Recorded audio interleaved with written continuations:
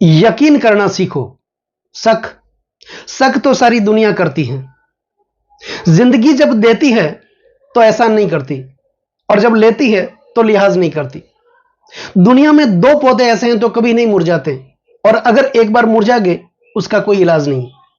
पहला निस्वार्थ प्रेम, और दूसरा अटूट विश्वास। नमस्कार दोस्तों, मैं ज्योतिषाचार्य एडी शास्त्री और आपके अपने YouTube चैनल नक्षत्र एस्ट्रो वर्ल्ड में मैं आप सभी का सादर अभिवादन करता हूं।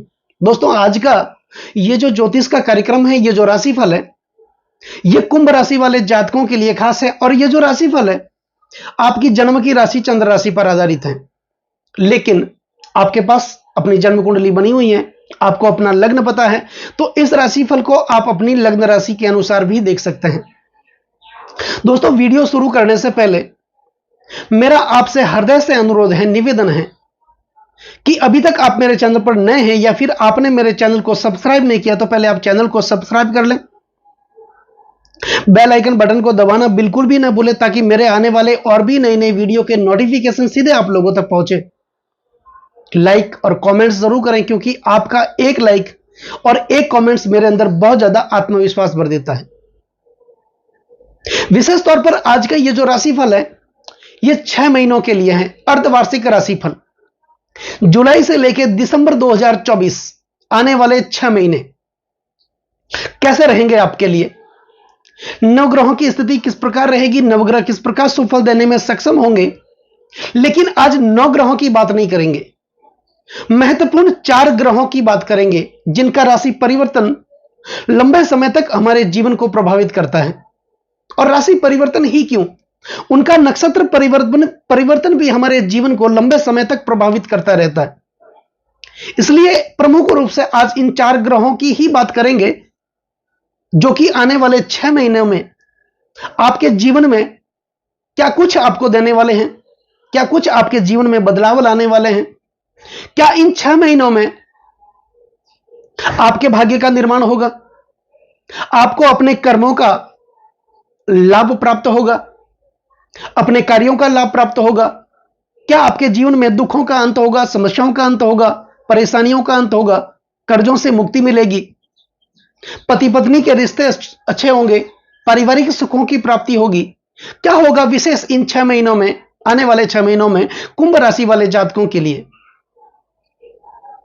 दोस्तों, ये जो 4 ग्रह हैं, इनका राशि परिवर्तन लंबे समय तक प्रभाव में रहता है, और इनमें सबसे प्रमुख हैं शनिदेव, जो कि आपकी राशि के स्वामी हैं, आपके लग्न के स्वामी हैं। शनिदेव एक राशि में 2.5 साल तक विराजमान रहते हैं। उनके बाद राहु और केतु एक राशि में लगभग 18 महीने तक विराजमान रहते हैं, और उनके बाद देवगुरु बृहस्पति हमारे सौर परिवार के सबसे शुभ ग्रहों में से एक, जो कि हमारे भाग्य के कारक माने जाते हैं, एक राशि में लगभग 12 महीने तक विराजमान रहते हैं। तो ये चारों ग्रह आने वाले 6 महीनों में, जुलाई से लेके दिसंबर 2024 क्या कुछ करेंगे, और अंत में कुछ महत्वपूर्ण, कुछ अचूक उपाय भी होंगे। वो ऐसे कौन से उपाय होंगे जिनको करने से इन चारों ग्रहों की कृपा को हम प्राप्त कर सकें और हमारे जीवन को हम उच्चतम स्तर पर, बुलंदियों पर ले जा सकेंगे। दोस्तों, शनिदेव, फिलहाल शनिदेव अपनी सबसे प्रिय राशि मूल त्रिकोण राशि कुंभ राशि में चल रहे हैं, और कुंभ राशि वाले जातकों के लग्न भाव में, पहले भाव में चल रहे हैं। केंद्र के स्वामी हैं, स्वगरी होकर के केंद्र भाव में ही विराजमान है। तो शनिदेव यहां पर सस नामक राजयोग का निर्माण कर रहे हैं, पंच महापुरुष योग, सस नामक राजयोग का निर्माण कर रहे हैं। अब शनिदेव इस समय वक्रावस्था में भी चल रहे हैं। आपको पता होगा 30 जून 2024 को शनिदेव वक्री हुए। 15 नवंबर 2024 यानी पूरे 139 दिनों के लिए शनिदेव अपनी वक्र स्थिति में रहेंगे। तो ऐसे में शनिदेव फिलहाल अपनी अच्छी स्थिति में, शुभ स्थिति में, मूल त्रिकोण राशि में, केंद्र में, लग्न भाव में विराजमान है, क्योंकि लग्न केंद्र भी है और त्रिकोण भाव भी है। शनिदेव यहां पर अपनी स्वराशिस्थ होकर के विराजमान है। तो जब ये वक्री होंगे, एक भाव पीछे का फल भी देंगे। तो अच्छी स्थिति में विराजमान है, जब ये वक्री होंगे तो 12वें भाव का फल देंगे, अच्छा फल देंगे। दूसरी बात, शनिदेव नक्षत्र परिवर्तन भी करेंगे, और विशेष बात तो यह है कि इसी साल 2024 में शनिदेव 3 नक्षत्रों का भ्रमण करेंगे। आपको पता होगा 6 अप्रैल 2024 को शनिदेव ने अपना नक्षत्र परिवर्तन किया था, पूर्व भाद्रपद नक्षत्र में आए थे। पूर्व भाद्रपद नक्षत्र देवगुरु बृहस्पति का नक्षत्र माना जाता है। शनि कर्म के कारक हैं, देवगुरु बृहस्पति भाग्य के कारक माने जाते हैं। तो क्यों नहीं ये आने वाले 6 महीनों में आपके कर्मों का निर्माण करेंगे, आपको भाग्य का साथ मिलेगा, कर्म और भाग्य का साथ मिलेगा। और देवगुरु बृहस्पति फिलहाल हालांकि अपनी शत्रु राशि वृषभ राशि में चल रहे हैं, लेकिन केंद्र में विराजमान है, धनेश और लाभेश बनकर के केंद्र भाव में विराजमान है। और आपकी राशि के स्वामी शनिदेव देवगुरु बृहस्पति के पूर्व भाद्रपद नक्षत्र का संचरण कर रहे हैं। 6 अप्रैल को ही आ गए थे पूर्व भाद्रपद नक्षत्र में। 3 अक्टूबर 2024 को शनिदेव शतभिषा नक्षत्र में जाएंगे, और शतभिषा नक्षत्र राहु का माना जाता है। राहु के साथ शनि का मित्रवत संबंध है। शनि की कुंभ राशि से एक राशि आगे मीन राशि में ही राहुदेव विराजमान है, धन कुटुंब और वाणी के भाव में विराजमान है। लेकिन उसके बाद 27 दिसंबर 2024 को शनिदेव फिर से अपना नक्षत्र परिवर्तन करेंगे और फिर से पूर्व भाद्रपद नक्षत्र देवगुरु बृहस्पति के नक्षत्र में आएंगे। तो इन 3 नक्षत्रों का संचरण 2024 में शनिदेव करेंगे। और शनिदेव की पोजीशन, शनिदेव की स्थिति बहुत अच्छी स्थिति है, क्योंकि आपके लग्न भाव में अपनी स्वराशि कुंभ राशि में सबसे प्रिय राशि कुंभ राशि में विराजमान है, और शस्त्र नामक राजयोग का निर्माण भी कर रहे हैं, और ये अपनी वक्र अवस्था में भी चल रहे हैं।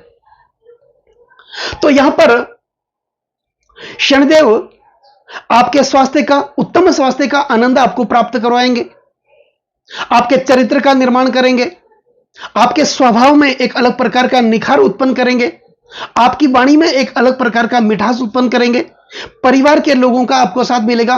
फिलहाल कुंभ राशि वाले जातकों के लिए शनि की 7.5 भी चल रही है, लेकिन यहां पर शनि की स्थिति बहुत मजबूत है। शनिदेव देवगुरु बृहस्पति के पूर्व भाद्रपद नक्षत्र का ही संचरण कर रहे हैं। और पूर्व भाद्रपद नक्षत्र में देवगुरु बृहस्पति का हालांकि यह नक्षत्र माना जाता है, और देवगुरु बृहस्पति धनेश और लाभेश बनकर के चतुर्थ भाव में विराजमान है। तो यहां पर अगर आप नौकरी करते हैं तो कोई ना कोई बड़ा प्रोजेक्ट आपको पूर्ण रूप से मिलने की संभावना बन रही है, या फिर अगर आप व्यापार जगत से जुड़े हुए व्यापारी हैं तो ऐसी कोई नई डील आपको प्राप्त हो सकती है, नई डील मिल सकती है, जिसके कारण आपके दुखों का अंत हो सकता है, आपके कर्जों का अंत हो सकता है, आपके चरित्र का निर्माण होगा, पति पत्नी में जो रिश्ते हैं वो मधुर होंगे। लेकिन यहां पर थोड़ी बहुत सावधानी बरतने की भी जरूरत होगी, क्योंकि शनिदेव जब लग्न भाव में विराजमान होते हैं तो यह शक की स्थिति उत्पन्न करते हैं, आदमी में एक मनोवैज्ञानिक विकार उत्पन्न कर देते हैं। आदमी अपने आप को ही बड़ा समझने की कोशिश करता है। ऐसा व्यक्ति दूसरे की भावनाओं की कदर नहीं करता। बस इस बात का विशेष ध्यान रख करके आपको चलना है। इसके अतिरिक्त अगर देखें तो शनिदेव की स्थिति बहुत मजबूत है। आपको अपने कर्जों से मुक्ति मिलेगी, पारिवारिक समस्याओं से मुक्ति मिलेगी, भाइयों का साथ मिलेगा। प्रत्यक्ष संपत्ति में किसी प्रकार का विवाद भी चल रहा था, वो विवाद भी, उसका भी निपटारा होगा। कोर्ट कचहरियों के आप चक्कर काट रहे थे, उसका अंत होगा। और कुल मिलाकर के आप जो मेहनत कर रहे थे उस मेहनत का पूर्ण परिणाम आपको नहीं मिल रहा था, लाभ प्राप्त आपको नहीं मिल रहा था। आप अगर 10 कदम आगे बढ़ने की कोशिश कर रहे थे तो 20 कदम वापस पीछे चले जा रहे थे। कर्ज का बोझ दिनों दिन आपको सताए जा रहा था। आप 10 रुपए का कर्जा उतारने की कोशिश कर रहे थे तो 20 रुपए का कर्ज आपके लिए तैयार खड़ा था। हॉस्पिटल के खर्चे, कोर्ट कचहरियों के खर्चे, अननेसेसरी खर्चे, संतान की समस्याएं, पारिवारिक जीवन की समस्याएं, ऐसी बहुत सी विपरीत समस्याओं का सामना आप कर रहे थे। लेकिन आने वाले 6 महीने जुलाई से लेकर दिसंबर 2024 आपके लिए बहुत अच्छे होंगे। आप हर तरह की लाभ आप प्राप्त करेंगे। अब बात करते हैं राहुदेव की। राहुदेव आपके धन कुटुंब और वाणी के भाव में विराजमान है, द्वितीय भाव में विराजमान है और मीन राशि में विराजमान है। हालांकि मीन राशि देवगुरु बृहस्पति की राशि मानी जाती है और बृहस्पति और राहु का मित्रवत संबंध नहीं है। लेकिन यह भी नहीं भूलना है कि मीन राशि राहु के गुरु शुक्राचार्य की उच्चस्थ राशि भी मानी जाती है। तो यहां पर आपकी राशि के स्वामी शनिदेव लग्न भाव में विराजमान है। शनिदेव पूर्व भाद्रपद नक्षत्र में देवगुरु बृहस्पति के नक्षत्र में चल रहे हैं और बृहस्पति धन भाव के स्वामी भी हैं, और राहु अपने गुरु शुक्राचार्य की उच्चस्थ राशि में धन भाव में ही चल रहे हैं।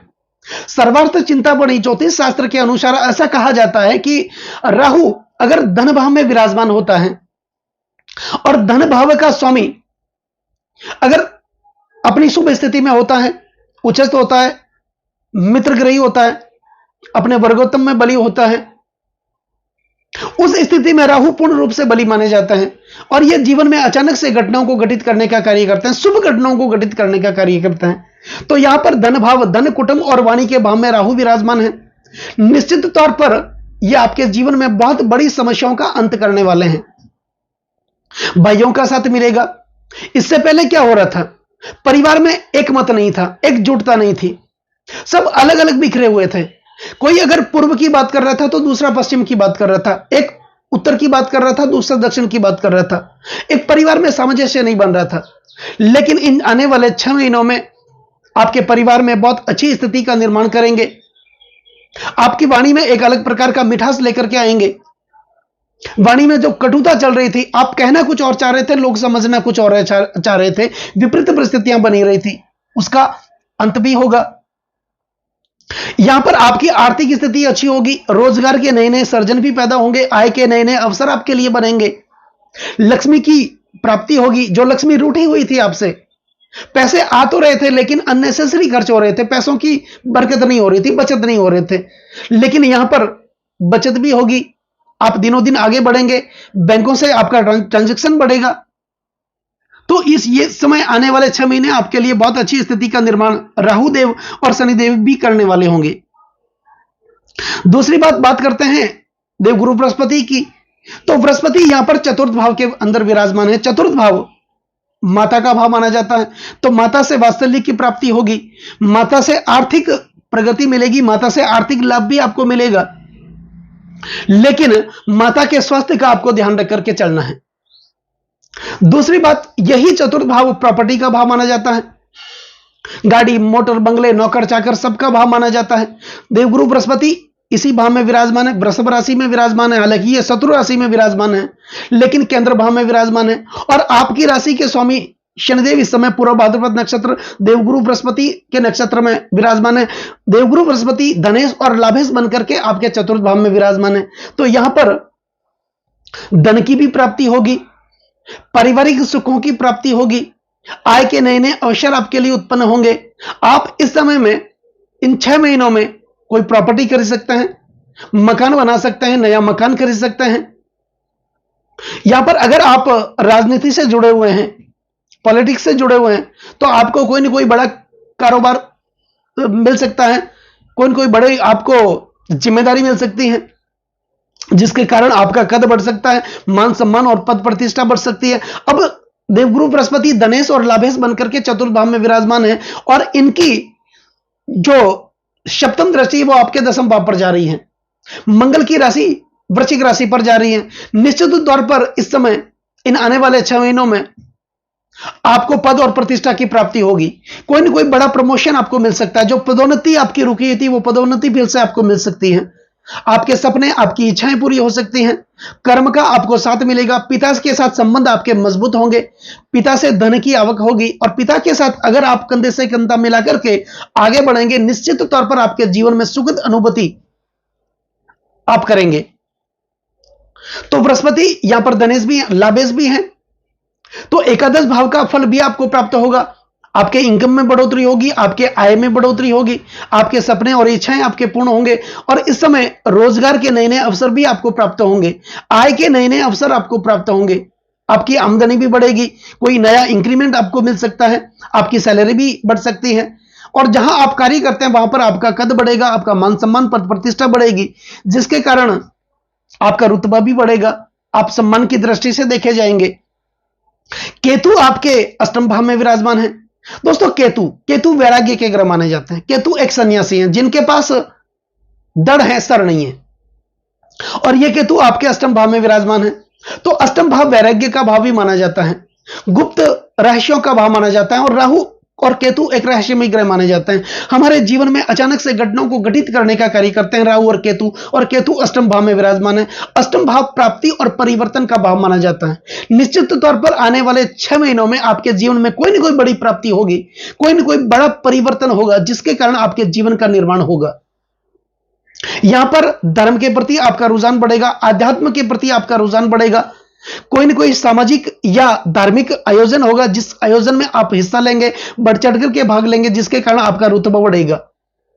आपके इष्ट देव के प्रति आपका रुझान बढ़ेगा। और इस समय अगर आप रिसर्च के कार्यों से जुड़े हुए हैं, ऑकल्ट साइंस के कार्यों से जुड़े हुए हैं, या फिर आप कोई साइंटिस्ट है, गहन अध्ययन के कार्य से जुड़े हुए हैं, तो निश्चित तौर पर केतु आपके जीवन में सुखद अनुभूति का निर्माण करवाएंगे।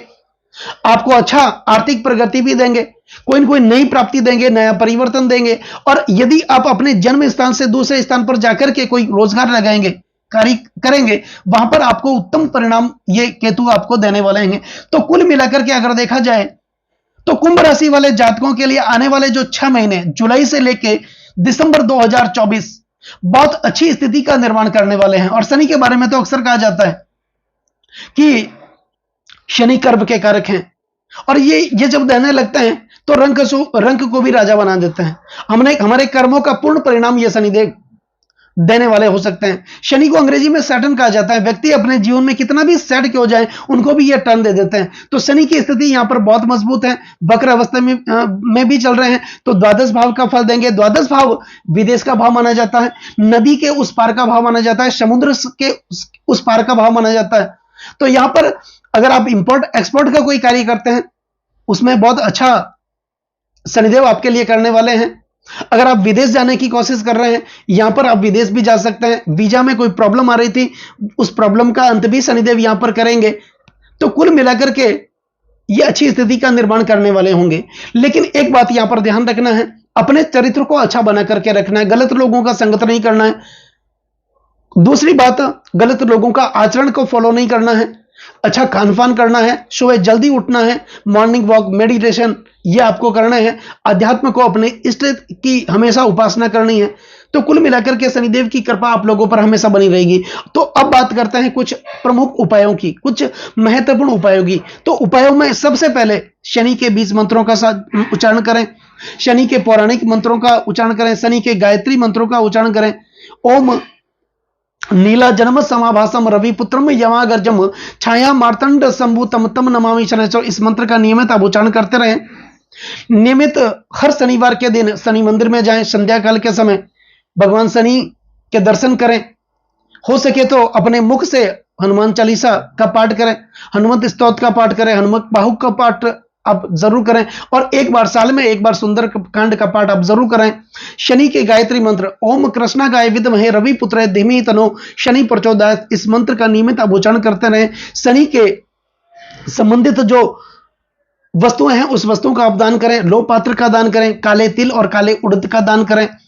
और सबसे बड़ी बात है, सबसे जो प्रमुख उपाय हैं, शनिवार के दिन किसी भी शुक्ल पक्ष के प्रथम शनिवार को यह आरंभ करें, मिट्टी का एक दीपक लेकर के जाएं पीपल के वृक्ष के पास, और उस मिट्टी के दीपक में सरसों का तेल डालें और उस तेल में अपना मुख देखें, और पीपल के जड़ के पास आप रख करके आ जाएं, और रख करके आप जहां से निकलते हैं वहां पर 21 कदम तक आप पीछे मुड़ करके नहीं देखें। शनि की कृपा आप लोगों पर हमेशा बनी रहेगी।